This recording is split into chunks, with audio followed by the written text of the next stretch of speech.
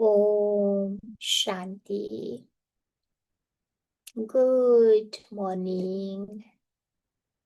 सो आज बाबा अपने बच्चों को स्वीट बनाने आया है। बाबा हमारा स्वीटेस्ट है, तो अपने जैसा अपने बच्चों को बनाता है, क्योंकि राजधानी भी स्वीट है, हमारा भविष्य का पद भी स्वीट है, संगम में पुरुषार्थ भी स्वीट है, अनुभव भी स्वीट है, सब कुछ ही तो स्वीट है ना। तो बाबा कहते हैं कि स्वीट बनना मुश्किल नहीं है, इजी है।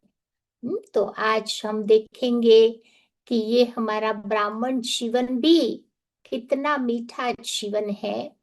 इस ब्राह्मण जीवन में हम बाबा के पास आए तो हमारे ऐसे कौन से मीठे अनुभव रहे। याद करो, आज पूरा अपने लाइफ की यात्रा करेंगे। तो विजुलाइज करो कि जब पहले पहले दिन हम पहली बार बाबा के सेंटर पर गए, कौन सा मीठा अनुभव मुझे अपने जीवन में हुआ। वो दिन को हम याद करें, वो समय को हम बैठ करके याद करें। चाहे अपने आप गए, चाहे मुझे कोई लेकर के गया, चाहे प्यार से गए, चाहे कोई मुझे जबरदस्ती से लेके गया, चाहे संबंध संपर्क से गए, चाहे जिज्ञासावश भी हम गए। याद करो, वो जो पहला पहला संपर्क मेरा सेंटर के साथ कैसा रहा।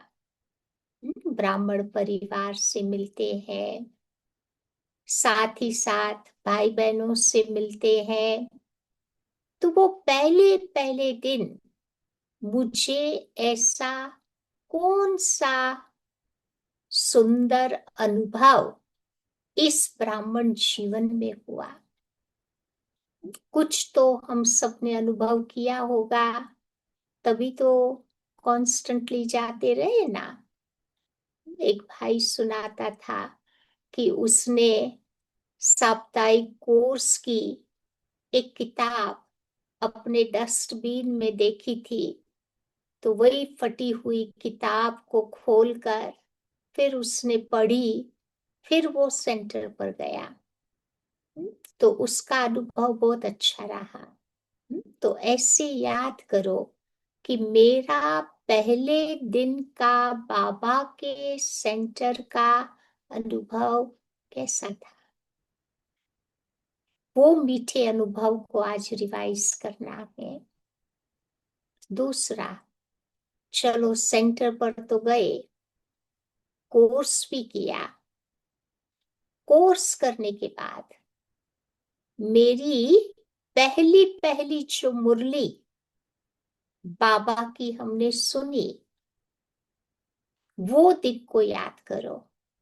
वो मीठे अनुभव को मुझे दोहराना है कि सेंटर पर मुरली बैठ के सुन रहे थे, बहन जी मुरली सुना रही थी, कुछ बातें मुरली की समझ में आ रही थी, कुछ बातें समझ में नहीं आ रही थी।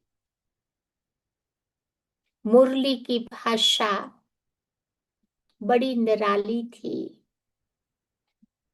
कुछ शब्द भी जिससे हम यूज्ड टू नहीं थे, वो शब्द भी मैं आत्मा बैठ करके सुन रही थी।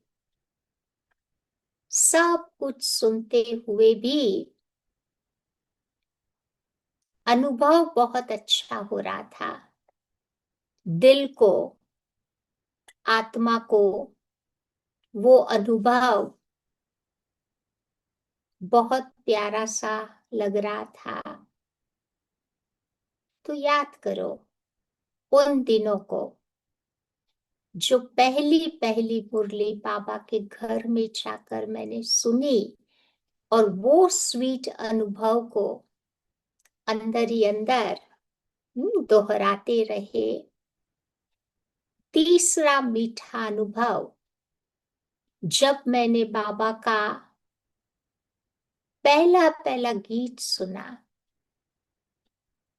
बाबा के वो गीत को सुनते हुए मेरा अनुभव क्या था, जैसे भगवान हमारा साथी है, कहाँ मिलेगा तेरा प्यार, ओ बाबा। बाबा तेरा प्यार समझाया नहीं जाता। याद करो वो पहले पहले वो गीत को, वो गीत सुन करके आत्मा के अंदर कौन से संकल्प आए थे। वो पहला पहला गीत सुन करके अंदर में कौन सा नशा चढ़ा हुआ था, कौन सी खुशी का आत्मा अनुभव कर रही थी। वो दिन को याद करो, वो बातें याद करो कि बाबा का पहला पहला गीत सुन करके हमारे अंदर की क्या वो स्थिति थी, कौन सा मेरा मीठा वो अनुभव था। विजुलाइज करते जाओ। चौथी बात, जब मैं बाबा के घर में आए, पहली पहली सेवा का मेरा कौन सा मीठा अनुभव रहा। पहली पहली सेवा करने का हमें एक चांस मिला। किसी को ज्ञान सुनाया हो, किसी को प्रदर्शनी समझाई हो, या किसी को बैठ करके कोर्स करवाया हो। याद करो उन दिनों को, वो मीठे अनुभवों को, कि वो सेवा करते करते अंदर में कौन सी स्थिति का, कौन से मीठे अनुभवों को हम याद करते थे। क्योंकि बाबा कहते हैं सेवा करने से ही मेवा मिलेगा, सेवा करने से ही खुशी मिलती है। दूसरों को खुश करो तो हम अपने आप खुश हो जाते हैं। तो वो खुशी का जो अनुभव, उसको विजुलाइज करो, उसको याद करो, उस मीठे अनुभव में खो जावे।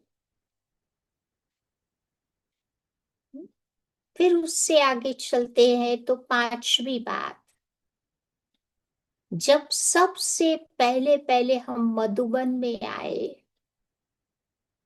उस मीठे अनुभव को हम याद करें। First trip of Madhuban, train में गए चाहे प्लेन में गए, कैसे भी करके मधुबन पहुंचे, तो वो मधुबन का मेरा पहला अनुभव कैसा रहा, उस मीठे अनुभव को याद करते जाओ। मधुबन जाकर के आत्मा को कौन सा अनुभव हुआ कि मैं अपने घर में आत्मा आई हूं। तभी तो आते ही वहां पांडव भवन में लिखा है ना, मधुबन घर में, आपके घर में आपका स्वागत है। तो एक छोटा सा बाबा का बच्चा हम बन गए और अपने ही घर की वो फीलिंग मधुबन में जाते ही आई। तो उस मीठे अनुभव को याद करो। फिर उससे आगे चलते हैं तो बाबा के पास हम जब आए या तो पहली पहली मुझे मधुबन में जो सेवा करने का चांस मिला, उस मीठे अनुभव को याद करें। मधुबन में सेवा करके अंदर में कौन सी मेरी फीलिंग्स रही थी, कितनी सेवा करते थे, कभी थकते नहीं थे, जिन्न की तरह दौड़ते रहते थे। और वो नशे में रहते थे। मधुबन वाला बाबा, मधुबन और मधुबन की वो सेवा, उसके अलावा हमारे मन बुद्धि में और कोई बातें नहीं आती थी। और सेवा करते करते आत्मा अति इंद्रिय सुख का अनुभव करती थी। तो उस मीठे अनुभव को याद करो।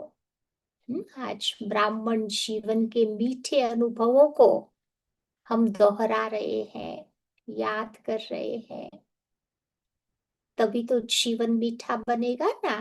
तो आज बाबा हमारा जीवन मीठा बनाने के लिए आया है। फिर याद करो कि बाबा की पहली पहली मदद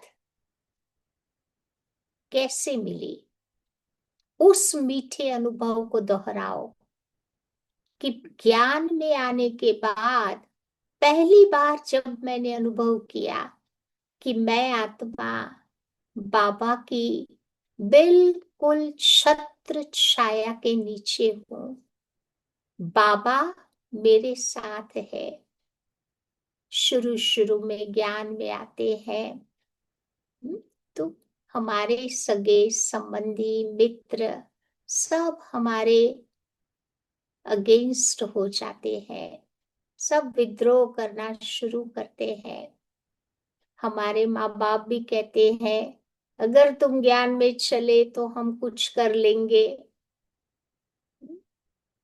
तो ये सारी बातें शुरू शुरू में आई, लेकिन उस समय बाबा ने मुझे कैसे मदद की, ब्राह्मण परिवार का कैसे मुझे प्यार मिला, बहनों का सपोर्ट कैसे मिला। याद करो वो पहले पहले उस अनुभव को, वो मीठा अनुभव जो मेरे दिल में एक छाप बन करके रह गया कि बाबा का निरंतर साथ और हाथ, उसका अनुभव होता रहा। तो उस मीठे अनुभव में खो जाओ। उसके बाद चलते हैं तो याद करो कि पहले पहले मेरे सामने माया कैसे आई, कैसे मैंने माया का सामना किया। माया से हार नहीं, परंतु वार तो हुआ। उस वार में पहली पहली बार हम हार भी गए होंगे। याद करो उस मीठे अनुभव से मैंने क्या सीखा अपने जीवन में। दिल शिकस्त नहीं हुए, परंतु फिर से अंदर में वो शक्ति भर करके खड़े हो गए और माया के साथ लड़े। और याद करो कि कैसे मैंने माया पर जीत प्राप्त की। उस समय का मेरा अनुभव क्या था, खुशी थी उस जीत की। क्योंकि माया ने आक्रमण किया, हमने माया को हरा दिया। जैसे रामायण में बताते ना कि लक्ष्मण पहले हार गया क्योंकि अंदर में थोड़ा अहंकार था, इसलिए वो हार गया, अनकॉन्शियस हो गया। जड़ी बूटी सुखाई गई, फिर मूर्छा से बाहर निकला, फिर उसने आत्मनिरीक्षण किया, सेल्फ चेकिंग की। तो कभी अमृत वेला में थोड़ी गड़बड़ी हो जाती है ना, आत्मा मूर्छित हो जाती है, फिर हम उठ जाते हैं। तो लक्ष्मण ने भी वही किया, उठ करके मेघनाथ को चुनौती दी और मेघनाथ को उसने हरा दिया। तो ये हमारे जीवन की ये कहानी है। तो उस मीठे अनुभव को याद करो कि कैसे हमने माया पर जीत प्राप्त की। तो ऐसे हमारे ब्राह्मण जीवन के बहुत सारे मीठे मीठे अनुभव है। उन अनुभवों को हम दोहराते रहेंगे तो बाबा कहते हम मीठे बन जाएंगे।